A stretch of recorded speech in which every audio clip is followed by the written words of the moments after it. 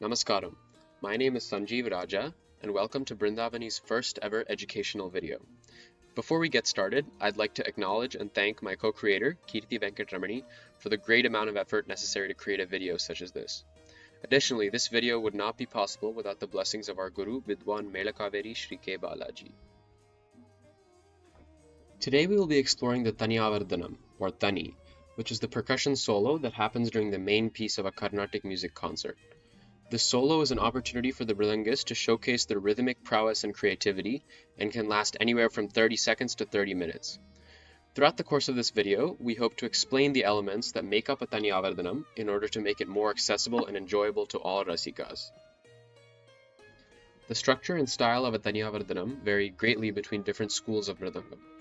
Today we will be taking a closer look at a Thani in Adi Talam by our Guru Vidwan Melakkaveri Sri K, Balaji. Just as a disclaimer, this is just a general outline of a Thani. Not all Thanis necessarily follow this exact structure. While this Thani is played in Adi Talam, a 16-beat rhythmic cycle, other common Talams for Thaniavarthanams include Rupaka Talam, a 6-beat cycle, Misra Chapu, a 3.5-beat cycle, and Kanda Chapu, a 2.5-beat cycle. Thanis can also vary within a given Talam according to different edams, or offsets from the start of the cycle. The Thani we explore in this video has no offset and is played to the beginning of each cycle, or the summum. In our school, we typically follow a standard structure when developing our Thanis. Here's a quick overview of the structure as demonstrated in the Thani by our Guru. The opening of the Thani involves simple aesthetic rhythms called Sarvalaghu nadais that gradually build in complexity. There are hints at more structured mathematical patterns to come in the future, and these hints are called as. The first type of pattern played is an abhiprayam. Our Guru plays several of these in quick succession in this Thani. Next are korvais, which are longer, more complex rhythmic patterns. And within this type of pattern is a special set of korvais called transition korvais, or korvais that facilitate transition from one nadai, usually Chathura, to another nadai, such as Thisram, Kandam, Misram, etc. Once the transition korvai is played, the Thani switches gears into the new nadai. Many patterns, Sarvalaghu nadais and korvais are played in that new nadai. This is often the portion of the Thani with the most rhythmic intricacy and complexity. Following this, my Guru returns to the original nadai, Chathura, and enters the climax of the Thani, the faran, mohara, korvai trio. At the conclusion of the final korvai, the main artist rejoins with the main piece, signifying the end of the Thani. Now let's take a more detailed look at each of these elements. A central aspect of any Thani is Sarvalaghu nadai, which is a collection of simple aesthetic rhythms that serve as a glue or home base throughout the Thani. Often you'll find that the intensity of a Thani comes in waves, a series of peaks with high complexity and troughs marked by simplicity. Those troughs are usually Sarvalaghu nadais. Here are a couple examples of Sarvalaghu as played by my Guru in this Thani.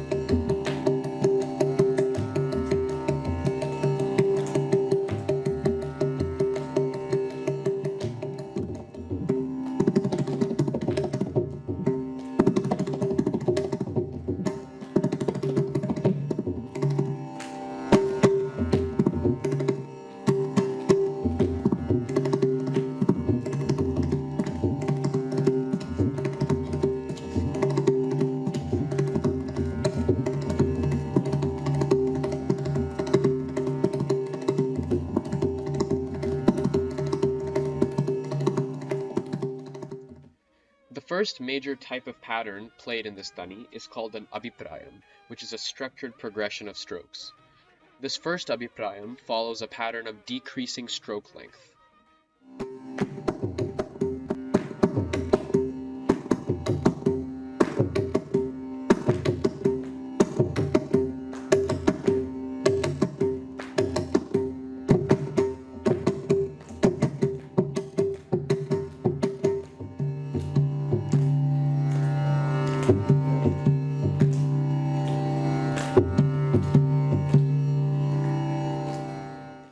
This next abhiprayam features a progression of faster strokes which ends in a set of 3 repeated rhythmic phrases.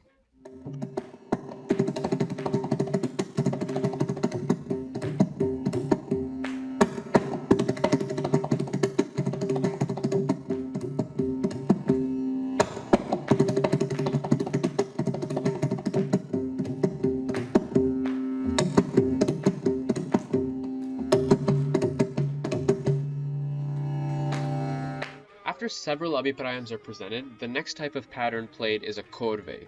A korvai, which roughly translates to a garland of strokes, is a pattern that is repeated 3 times. Each repetition consists of 2 distinct parts, a purvangam and an uttarangam.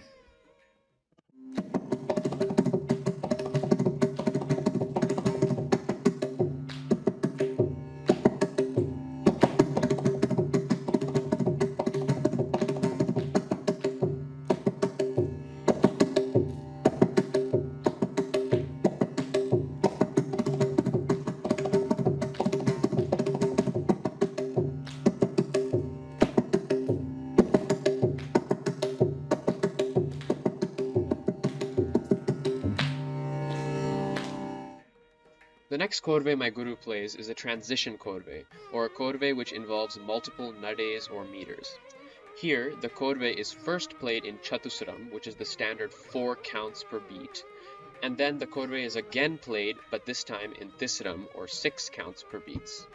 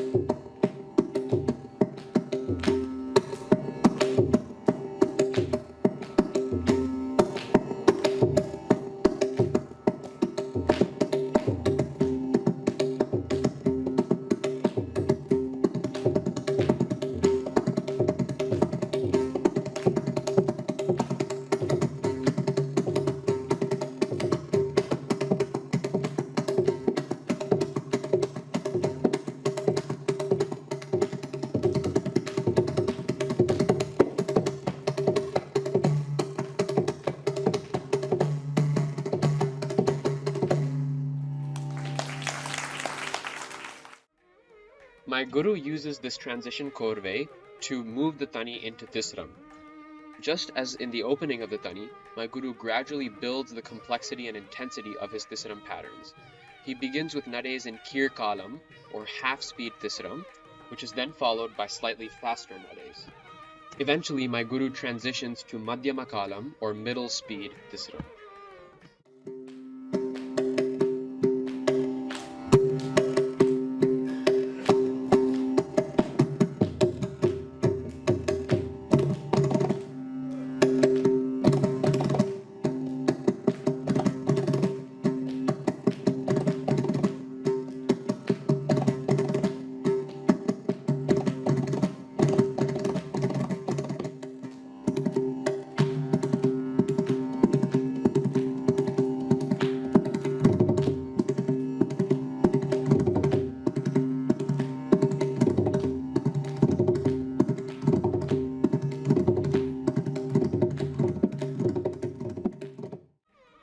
This chain of development ultimately culminates in a highly complex korvai. This is definitely a moment of peak intensity in the Thani.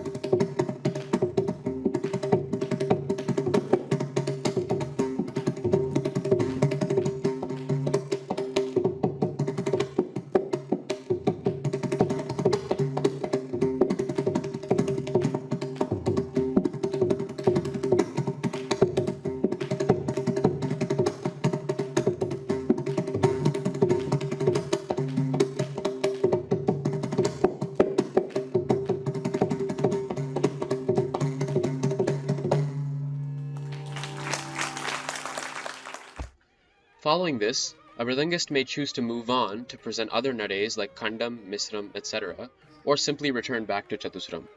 And at this point, there can be a Kurepu, or reducing exchange between a Mridangist and an Uppapakavadyam, such as a Ghatam or Kanjira.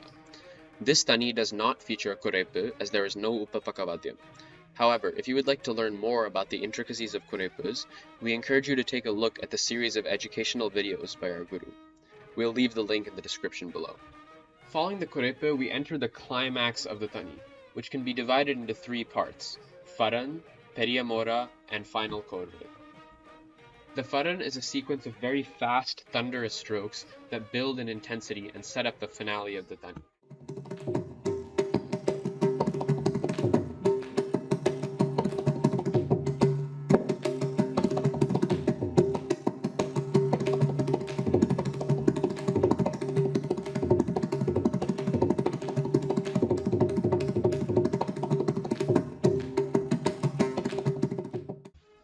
Following the faran is the penultimate pattern of the Thani, the periyamora or simply mora.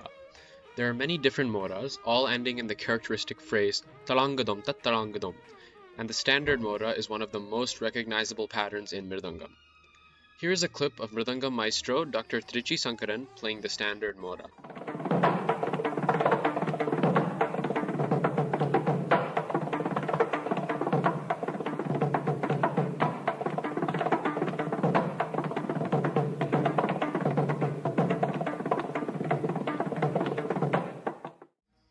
In this Thani, my guru plays a more uncommon mora, one that is a specialty of our school. If you would like to learn more about the structure and nuances of the mora, we again encourage you to check out this series of educational videos by our guru, which we've included in the description below.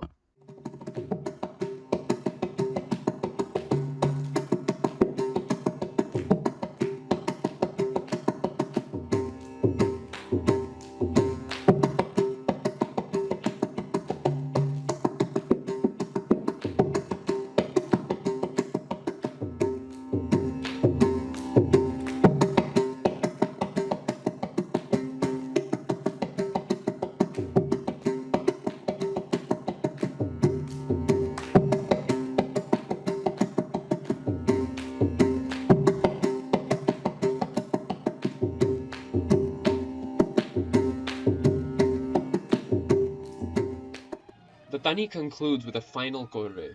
This is distinct from the korvas found in the rest of the Thani in that it is much more dramatic and climatic. After 3 rounds of the korve, the main artist joins with the main piece, and the Thani has concluded.